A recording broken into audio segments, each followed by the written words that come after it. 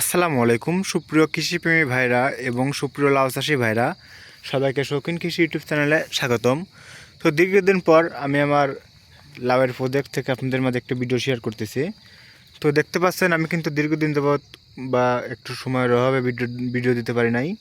তো আজকে কিন্তু আমার লাউয়ের প্রজেক্ট একটু আপনাদের ঘুরে দেখাবো এবং এই শীতের মধ্যে কি কীরকমভাবে আপনার লাউ গাছে যেন কোয়ারা বা জালি নষ্ট না হয়ে যায় সেগুলো রোধ করবেন সেই সম্পর্কে একটু আলোচনা করব।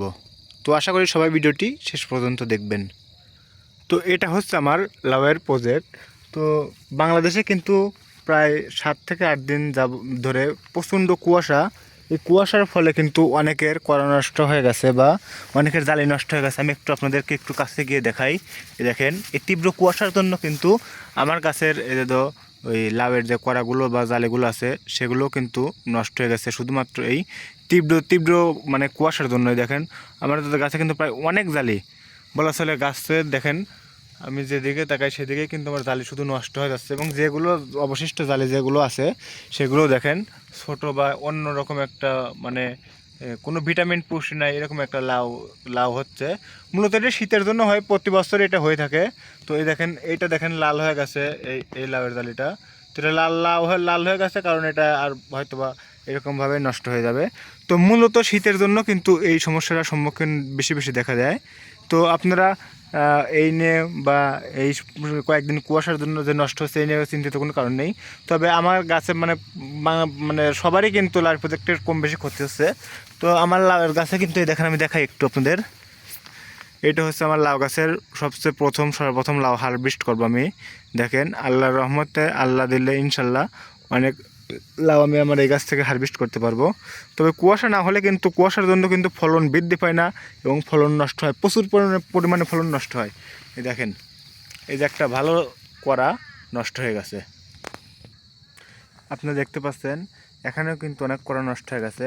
এখানে যে লাউগুলো আছে সেই লাউগুলো কিন্তু পুষ্টি নেই, চিকন বা বাঁকা হয়ে যাচ্ছে। দেখেন এদিক দিয়ে লাউয়ের কিন্তু অনেক কড়া বা জালি আছে আমার কাছে। তবে হয়তোবা 2-1 দিন কুয়াশা থাকবে, তারপরে হয়তোবা শীত একটু কমবে বা কুয়াশা চলে গেলে কিন্তু আমার লাউ গাছে কিন্তু আবার ফলন আগের মতো বৃদ্ধি পাবে বা ফলন আগের মতো হবে। তো এই হচ্ছে আমার লাউ গাছের সর্বপ্রথম লাউ।